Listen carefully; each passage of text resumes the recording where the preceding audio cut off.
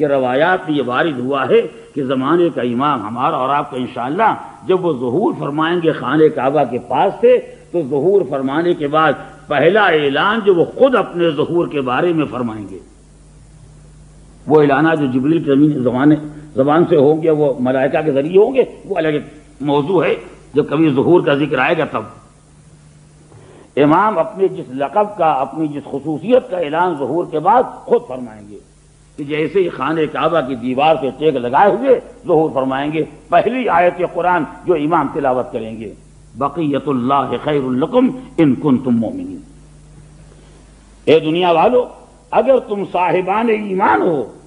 تو تمہارے واسطے ساری بھلائی، سارا خیر، ساری خوبی، سارا فائدہ، ساری اچھائی بقیت اللہ میں ہے۔ یہ قرآن مجید کی آیت ہے، بقیت اللہ خیر لکم۔ یہ بقیت اللہ کیا ہے؟ یہ ایک لفظ ہے، یعنی اگر مثلا یہ ہمارے اردو میں بھی استعمال ہوتا ہے کہ اگر آپ کے پاس کافی ذخیرہ، کافی سامان ہے اور کافی پیسے ہیں اور آپ برابر خرچ کر رہے ہیں، اور خرچ کرتے کرتے آخر میں معلوم ہوا کہ 10 پاؤنڈ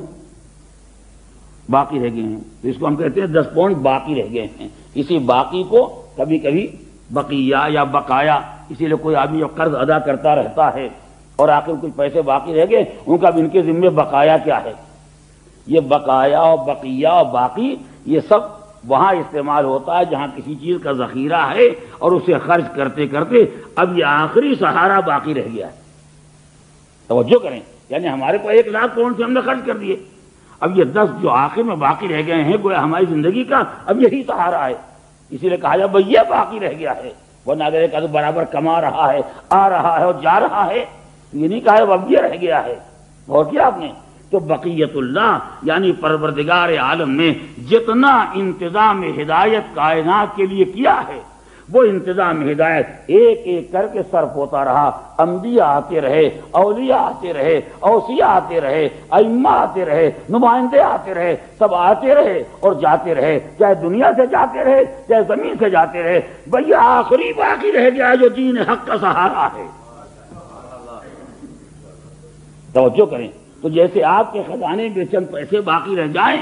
کہ آپ کی زندگی کا یہ سہارا ہے، پروردگار نے کہا اس ایک کو میں نے اس لیے باقی رکھا ہے کہ اب میرے دین کا کوئی سہارا نہیں ہے سوائے اس کے۔ اب آدم نہیں ہے، اب نوح نہیں ہے، اب ابراہیم و اسماعیل نہیں ہے، اب موسیٰ عیسیٰ نہیں ہے، اب میرا پیغمبر جا چکا، ائمہ جا چکے، سب جا چکے، اگر کوئی نبی ہے بھی تو زمین پر نہیں ہے۔ اب زمین پر اگر کوئی باقی رہ گیا ہے تو ایک ہی باقی رہ گیا ہے، ہدایت کا سہارا یہی، قرآن کا سہارا یہی، کعبے کا سہارا یہی، بقاء اسلام کا سہارا یہ بقیت اللہ ہے جس کو خدا نے باقی رکھا ہے۔